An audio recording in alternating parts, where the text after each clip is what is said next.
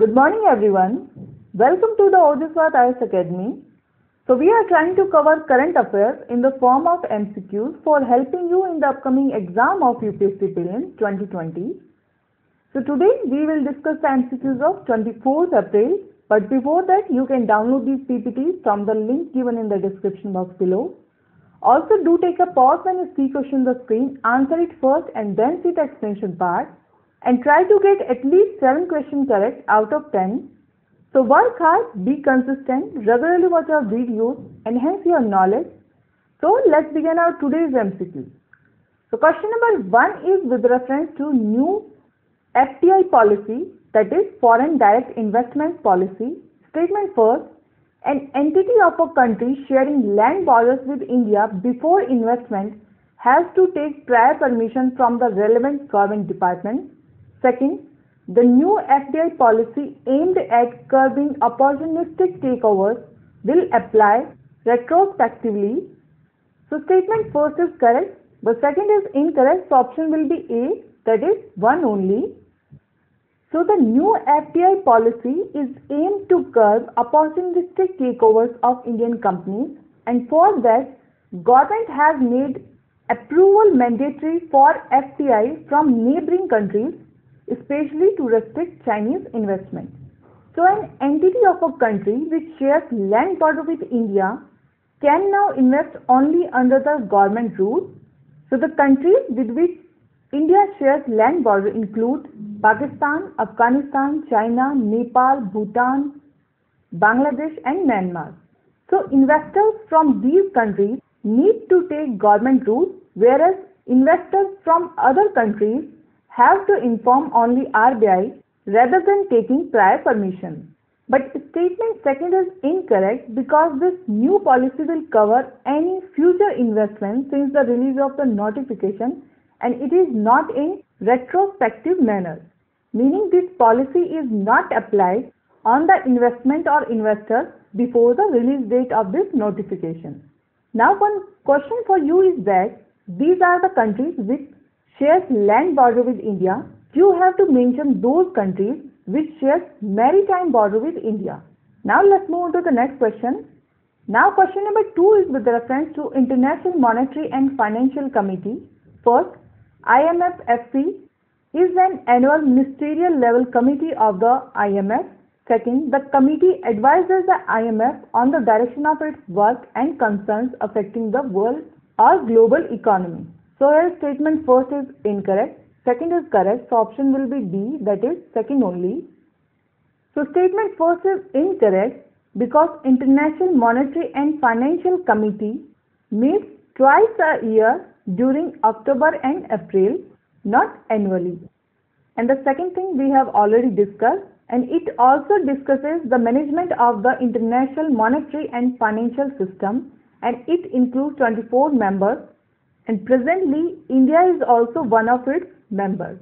And the context is that the plenary meeting of this IMF-FC was conducted through video conferencing recently. Now question number 3 is with reference to earthquake swarms. Statement first, they are a series of high magnitude earthquakes that occur in a localized region. Second, the earthquake events are also accompanied by acoustic or sound emission. So statement first is incorrect, second is correct, so option is again B, that is second only. And the statement first is incorrect because earthquake swarms are a series of low magnitude, not high magnitude earthquakes that occur in a localized region and over a period of time ranging from days, weeks to even months. And when seismic energy piles up inside the earth and is released in a small amount from certain points, such as a series of earthquakes can occur. And it is an exceptional phenomena which differs from the normal earthquake.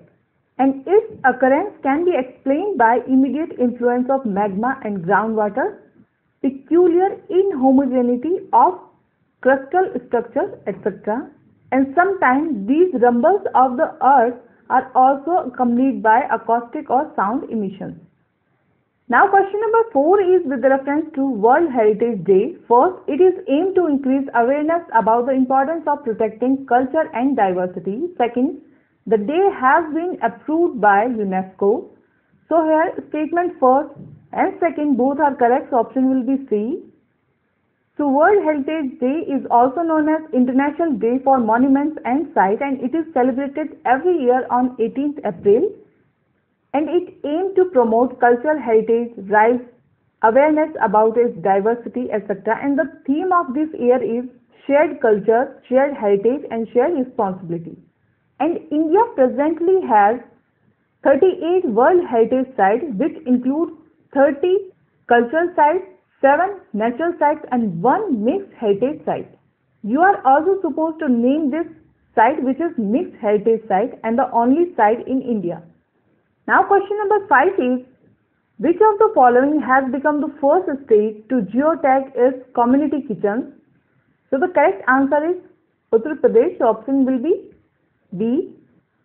So geotagging is the addition of geographical information, usually in the form of latitude and longitude coordinates, to websites, emails, location, institutes, etc.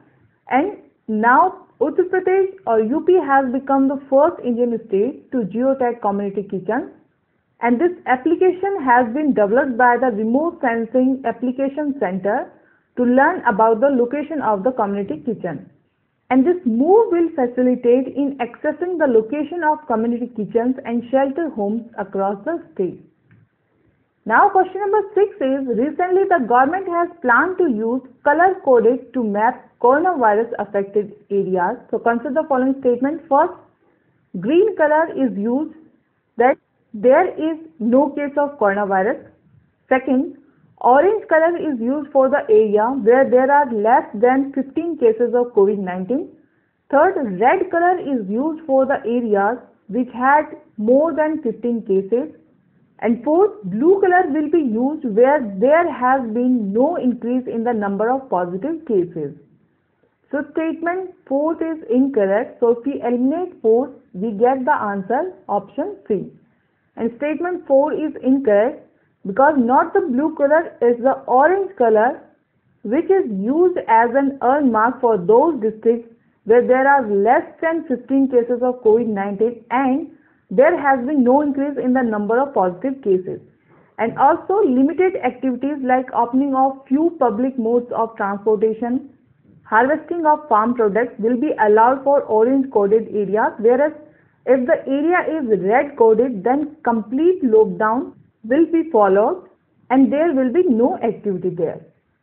Now question number 7 is, recently real-time gross settlement RTGS was in news. So consider the following statement. First, it is a payment network which is maintained by RBI. Second, it is generally employed for large value interbank fund transfers.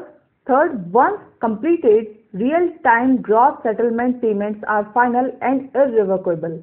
So as we have to find out incorrect one. So all the given statements are correct. So option will be D, none of the above. So RTGS is a fund transfer mechanism where transfer of money takes place from one bank to another on a real-time and on gross basis. And this is the fastest possible money transfer system through the banking channel.